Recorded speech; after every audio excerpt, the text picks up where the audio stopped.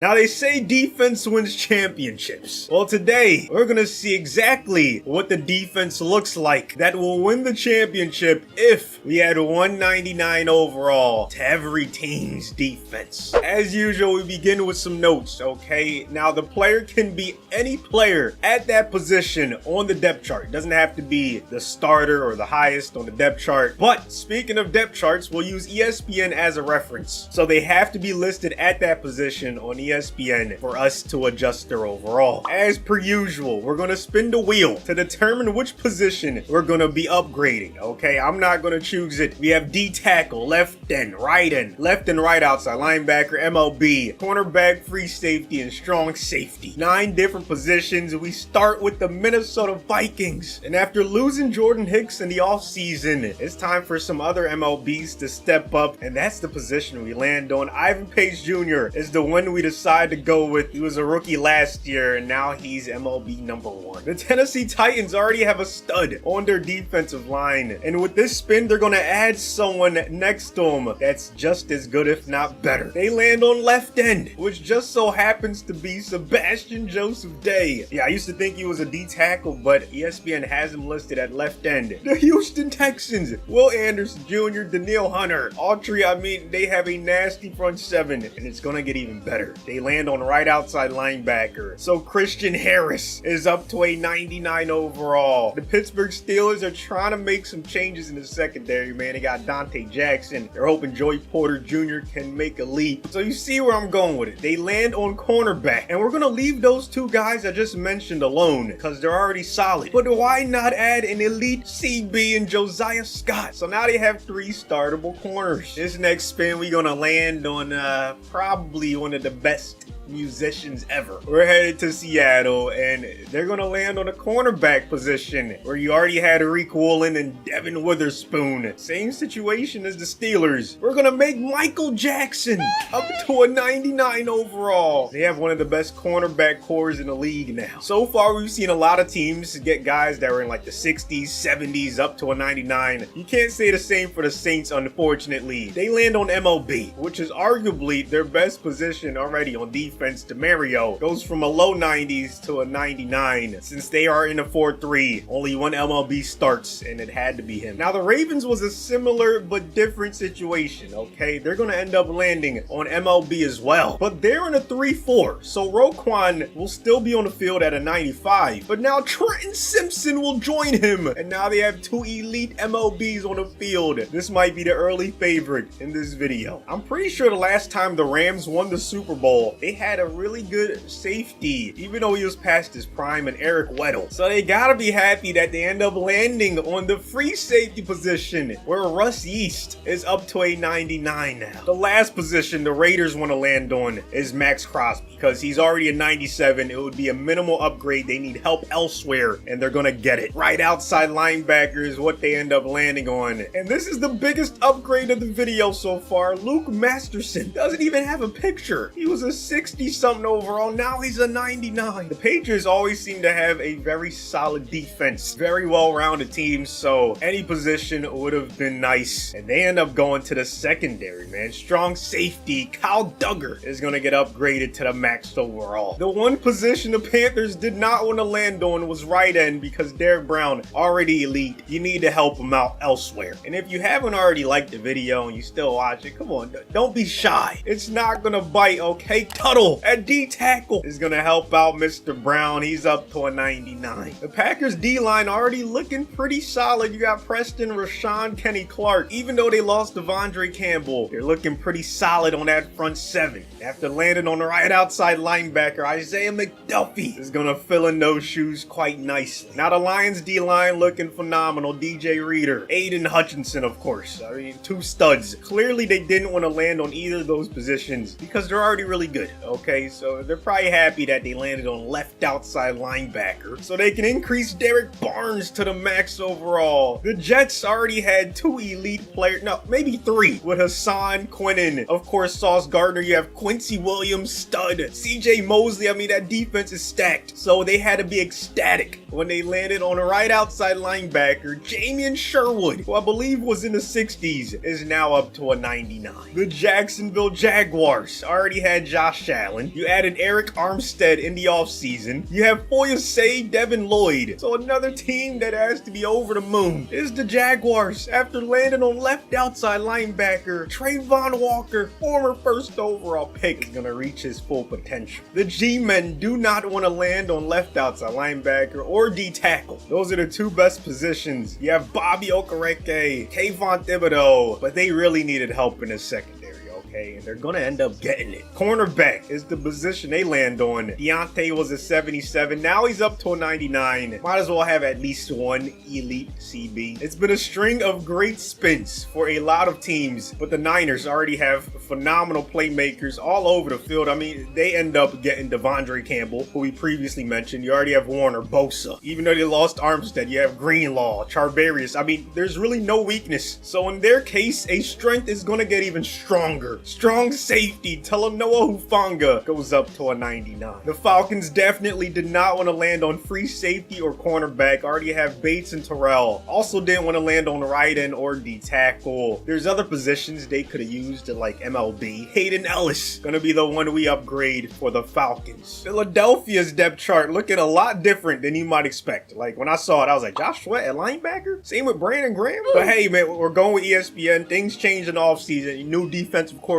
They're going to get an upgrade to that front seven. It ends up being the right end position. Jalen Carter. Yeah, not a D tackle. He's at right end and he's up to a 99. The Miami Dolphins made some crazy changes in the offseason. You have Kendall Fuller at CB with Ramsey, Holland and Poyer at safety. Secondary's looking great. They definitely wanted someone on the D line and they end up getting it. Zach Sealer, 99 overall, left end. The Cowboys defense, I mean, let's be honest, it had some studs. DeMarcus Lawrence, Micah Parsons on the D-line, didn't want to land on any of those positions. Kendricks at MLB, but arguably their strongest position was cornerback with Trevon Diggs and Deron Bland, and that's where they landed. But instead of having just two phenomenal CBs, why not make it three? Jordan Lewis up to a 99, and they have the best cornerback core in the league now. Unfortunately, the Commanders cannot say the same, okay? They don't even have one CB that's in the 80s, unfortunately, but they did have an MLB that was already really good. Let's return him back to his prime. Bobby Wagner up to a 99. Now Indianapolis, looking at their front seven, the D tackle is their strongest position. You have two guys at an 80 plus overall, but they need help across the board. So luckily for them, they did not land on D tackle. Instead, they're going to try to recreate the last Super Bowl champion they had, which is when they had Bob Sanders, the elite safety, and now they have free safety Nick Cross up to a 99. The Chiefs defense looking pretty solid as well. You have Chris Jones, of course, did not want to land on D-tackle. Or MLB, Nick Bolton, already really good. I think they run a 4-3. McDuffie at CB1. So again, another team that's happy with their spin. Free safety is what they land on. And we're about to watch Brian Cook, now that he's a 99. The Chargers did not want to land on strong safety Derwin. Khalil Mack already a 90. Bosa, I think, was in the high 80s. And I say was because the Chargers are going to land on left outside linebacker Joey is going to be up to a 99. Now we're on to the Cardinals. And while we may have missed out on one Khalil with Los Angeles, we're actually going to go ahead and upgrade a different Matt. In Arizona, they land on right outside linebacker Mack Wilson Sr. You have a nice long string of linebackers. This time it's on the Buccaneers. They're grateful they didn't land on free safety. And they're also grateful that they run a 3-4 because that means they get to have two MLBs on the field. Levante can stay at a 90, but now he has an elite KJ Britt right next to him. Obviously, the Browns did not want to land on the right end Myles Garrett. Even left end Za'Darius, he's already solid. Their defense in general is really solid. A lot of great starters, Denzel, Newsome, Emerson. CBs were set, so they got to be happy that new addition at MLB, Jordan Simba Hicks, is going to be up to a 99. Broncos definitely did not want to go to the cornerback position. They probably wanted safety to try to replace Justin Simmons, but they needed help at a lot of places, and they end up landing on the right outside linebacker, Baron Browning. Speaking of right out, that's not what the Bills are going to land on. Hey, Matt Milano going to stay at an 88. They have solid CBs. Now, they lost both their safeties, so that could have been a position they would have been happy with, but instead Instead, the rich get richer. Von Miller, already a high 80-something, is going to turn back the clock and turn into a 99.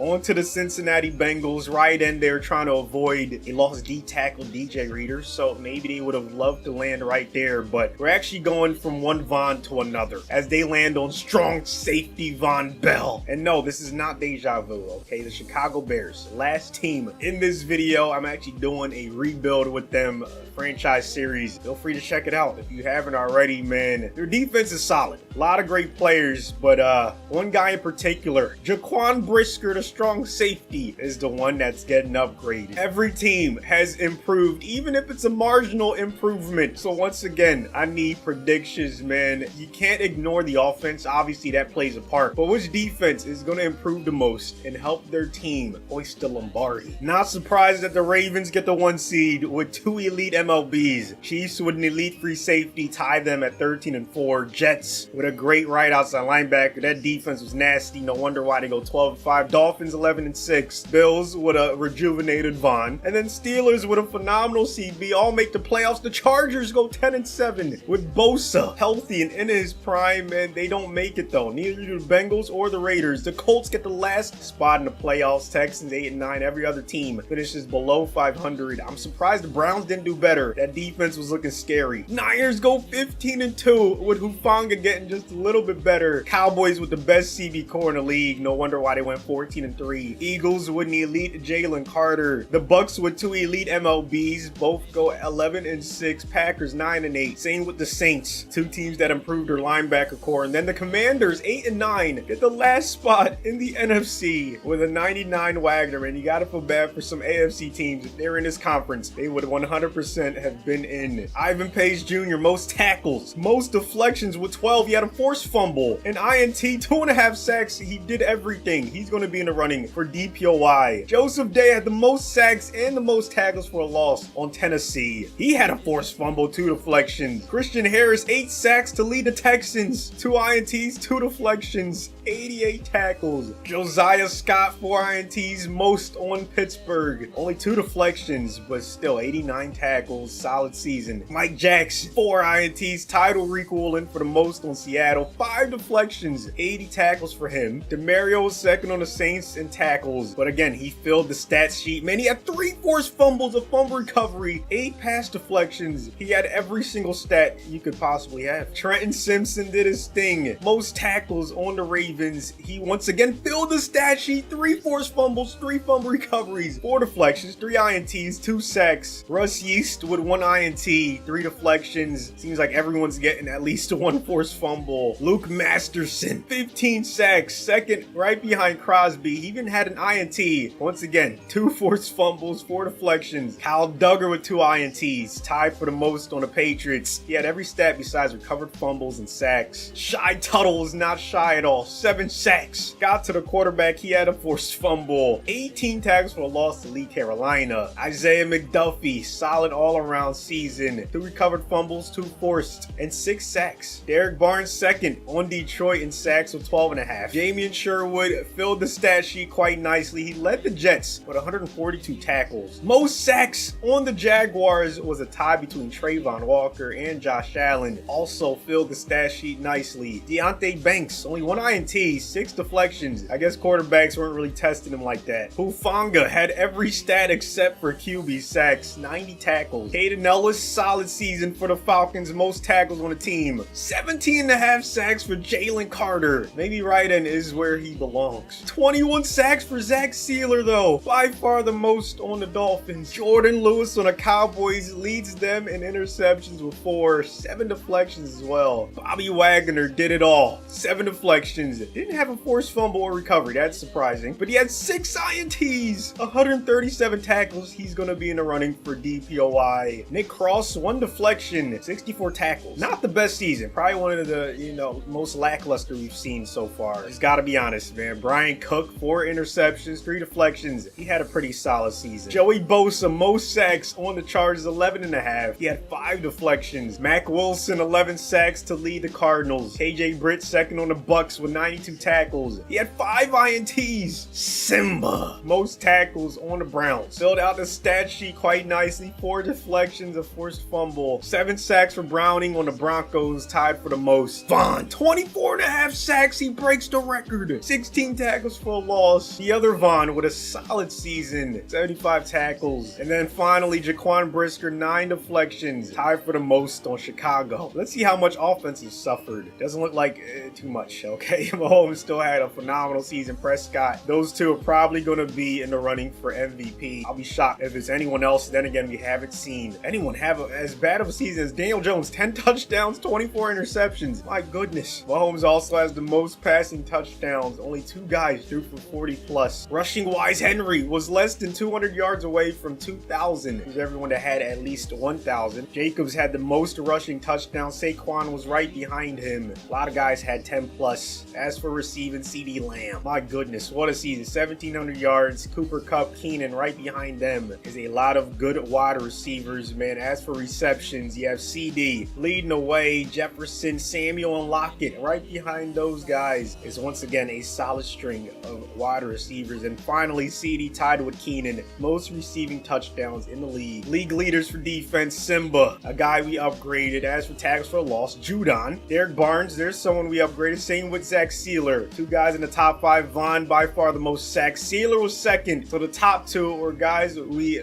landed on when we were spinning the wheel. Jalen Carter in the top 10. Barnes once again up there. Jalen Johnson, Horn, Mosley, and Wagner. The MOB we increased to a 99 at the top. In terms of INTs, deflections, Patrick Queen at the top. Forced fumbles. Most was Trenton Simpson, a guy we upgraded. Same with DeMario. And then fumble recovery, Simpson as well. Can we get any of our guys to win DPOY? MVP goes to Mahomes. Not shocked. Lamar must have rushed for a lot of yards to jump in front of Dak Prescott. In the AFC, he wins OPOY at the very least. DPOY goes to Von. There's somebody we upgraded. Sealer ends up second. Masterson in the top 5. Harris, we also upgraded him. Same with Joseph Day. So pretty much half of the AFC DPOY. Now let's go to the NFC. We have CeeDee Lamb winning OPOY. And Parsons winning DPOY, Hutchinson, and then Carter. So at least we had someone in the top 3. Barnes, Wagner, and I think that's it. So what, like 4 guys, 3 guys in the top 10 for DPOY. Not too shabby. Best QB, Prescott, Jacobs, CD, Zach Martin, Parsons. Linebacker, finally, we got somebody, Barnes, and then JC Horn. As for the AFC, you have Lamar, Pacheco, Rasheed, Dooney. Oh my goodness, Chiefs looking scary. But there's Von. TJ was best linebacker. Delpit, best DB. Trenton Simpson and the Ravens with the first round bye in the AFC. Hufanga and the Niners first round bye in the NFC. And they both make it to the conference championship. Ravens taking on Sealer and the Dolphins. Niners taking on Britt and the Bucks. Steelers took care of the Chiefs in the wild card. Commanders beat Dallas. Bills beat the Jets. Bucks beat the Saints. Dolphins took care of the Colts. And Philly loses a thriller against Green Bay. Packers, however, lost to Tampa Bay in the Battle of the Base. Dolphins beat the Bills. Commanders got destroyed by the Niners. And the Ravens eked out a dub against the Steelers. That's how we got to our Final 4. Now, out of these 4 teams that made it here, I'll be honest, 3 of them I could have seen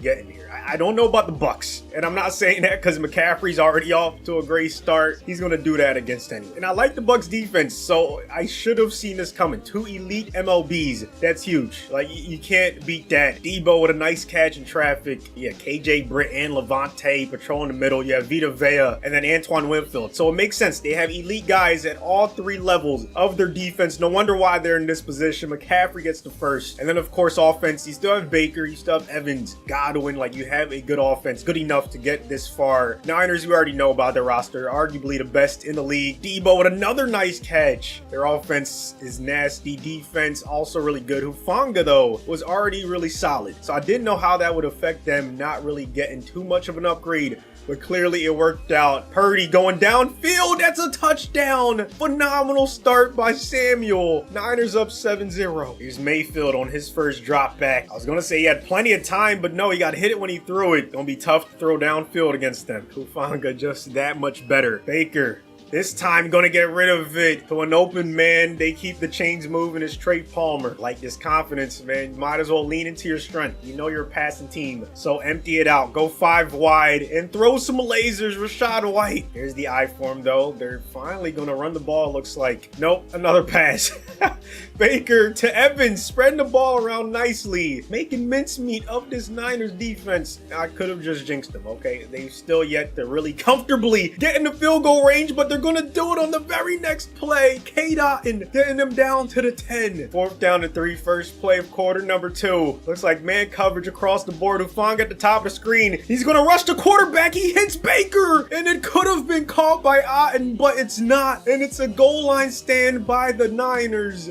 Noah getting a Baker right when he threw it, forcing the air and pass. San Fran looking good early. They are backed up in their own territory. Luckily for them, they don't give up a safety. Instead, they actually get a touchdown. Bucks answer with a touchdown of their own, but the Niners do as well, and they just keep on scoring, man. Tampa Bay's defense, even with 2 elite MLBs, could not slow them down, and the Niners defense was just a little too good. 34-7 blowout. Niners moving on to the Super Bowl, man. Valiant effort by Baker and company, but yeah, that roster is just insane. Especially now that you have Hufanga. 5 tackles, 1 pass deflection. KJ Britt did well though. 8 tackles, a tackle for a loss. I could have saw this one coming a mile away, okay? Even when we were looking at the Ravens, I said, yeah, look out for them. They have to be the favorite. And I'm tempted to bet the Dolphins, always bet responsibly, to make it to the AFC Championship game, or at least win their division. I love the additions they made. I mean, they're looking good. Both sides of the football. Raheem Mostert, though, struggling early on. This could be a low-scoring game, even though both offenses have a lot of firepower. If Tua can just be above average, even average, I think they can go far in real life. Nice dot, but it's short of the sticks. Quick 3 and out by Trenton Simpson and his defense. Now, they lost Christian Wilkins, but they add an elite Zach Sealer to that D-line. Fuller in the secondary, Poyer, I mean, they're looking really good. That's why I want to bet them. -1 yards already. Making plays in the backfield is Jalen Phillips. Like, they have a lot of talent on this defense. Henry going nowhere. Shutting down this Ravens run game is not easy, people. Trips to the right. 3rd and 11. Lamar gonna pass for the first time in the video, and that's a swat. I'm telling you, they can do it all. 2nd drive for Tua. Let's see if anyone can get a first down. It's a nice pass right there. He doesn't go to his tight ends too often, and why would you when you have Jalen Waddle, Odell, and obviously Tyreek Hill. First down, the first one of the video for the Dolphins, man. I think it was Jonnu Smith. Nice addition right there, man. They made some great changes.